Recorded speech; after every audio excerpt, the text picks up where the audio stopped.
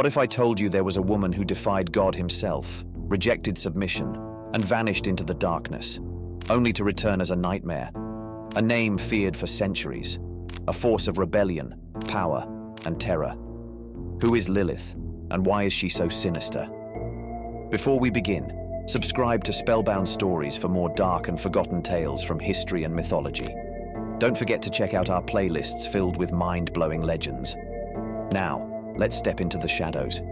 Just hearing her name sends chills down the spine.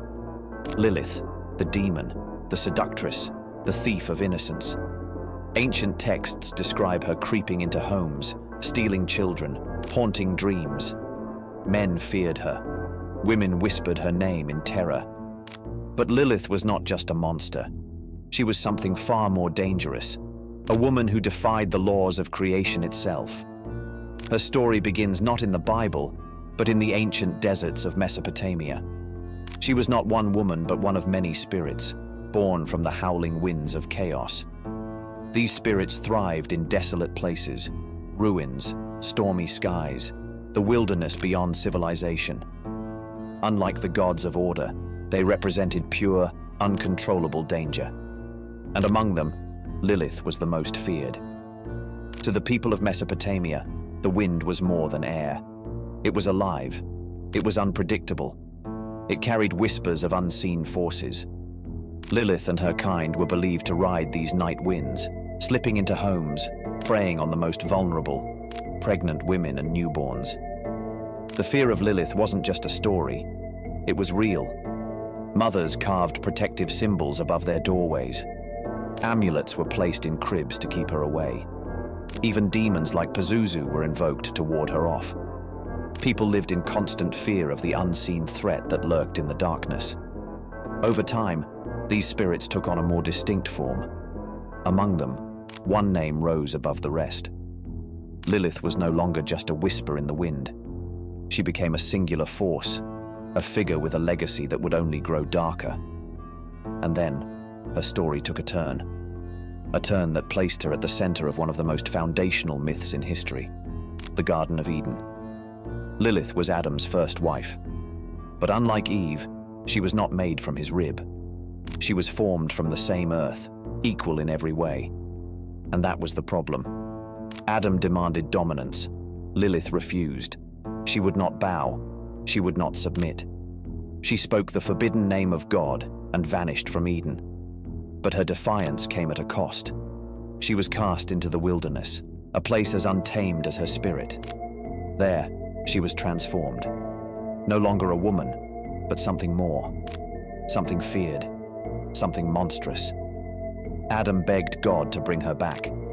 3 angels were sent to retrieve her: Senoi, Sansanoi, and Samangeloth. They found her by the Red Sea, among the demons. But Lilith laughed in their faces.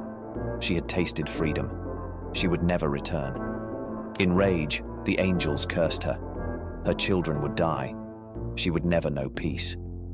But instead of breaking, Lilith embraced the darkness. She became the ultimate nightmare, a predator in the shadows, a demon of the night, a force beyond control. In Jewish folklore, Lilith's transformation was complete. She became a bringer of death, a threat to infants, a tormentor of mothers. She prowled the night, slipping into homes, suffocating newborns in their sleep. The fear of her presence was so strong that amulets with the angels' names were hung above cribs, prayers whispered to keep her at bay. But it wasn't just children who feared her. Men, too, had reason to dread Lilith. She became the ultimate seductress, a temptress in the darkness. She visited men in their dreams, drawing them into her grasp, draining their strength, leaving them empty and powerless. Over time, she merged with the legend of the succubus, a being of pure desire and destruction. Lilith was no longer just a warning to women. She was a warning to men, a symbol of everything society feared, a woman who refused to be controlled. In Jewish mysticism, Lilith ascended beyond demonhood. She became the queen of demons, the bride of Samael, the angel of death. Together, they ruled the shadows, the forces of chaos, the embodiment of rebellion against divine order. In the Zohar, She was not just a monster. She was a force of cosmic destruction. Her influence stretched across the spiritual realm, a queen of darkness, a name spoken only in fear. So, was Lilith truly a monster? Or was she something else entirely? A woman who refused to submit, a spirit of defiance, a force of power in a world that demanded obedience. Was she the villain, or was she the first true rebel? Tell me what you think in the comments. And if you love stories of dark myths and forbidden legends, subscribe to Spellbound Stories and explore our playlists for more. Until next time, stay curious and beware the night.